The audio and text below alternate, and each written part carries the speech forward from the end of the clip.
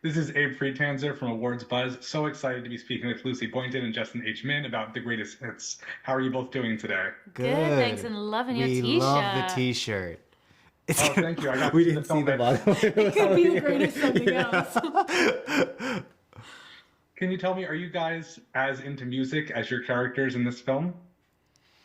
Yes, but I wish I had as expansive knowledge of music as Harriet has. I think I'm very nostalgic, very sentimental, so I tend to retread the same playlists over and over. But music enthusiast. Yeah, I'm afraid to say yes because I'm afraid you're going to try to quiz us. Yeah, But yeah, exactly. I obviously love music, and it's part of my daily life. Yeah. I definitely wouldn't quiz you. I think I'm as into movies maybe as these people are into music. But did you feel like you had to learn a lot more about music to be part of this film?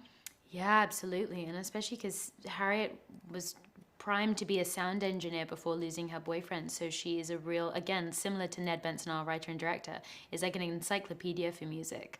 So I was trying to research as much as possible of like the technicalities of it all and really understanding what goes into producing music as well.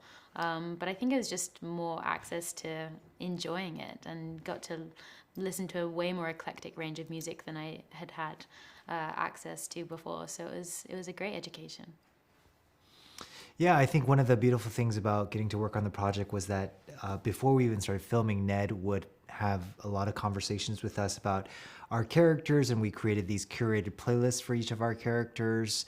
And even every day before set, he would have a sort of a curated playlist of like, these are the songs that sort of feel tonally right with the scene that we're shooting. So there was music everywhere all the time on that set. I think that if you had the opportunity to travel through time, you would try to affect either world or personal events, or you would just try to go visit some interesting places and moments. I like the idea of visiting without causing a ripple effect. I feel too fearful. I've seen the butterfly effect. I've seen how it can throw things off course. I would like to dip in as a voyeur, I think.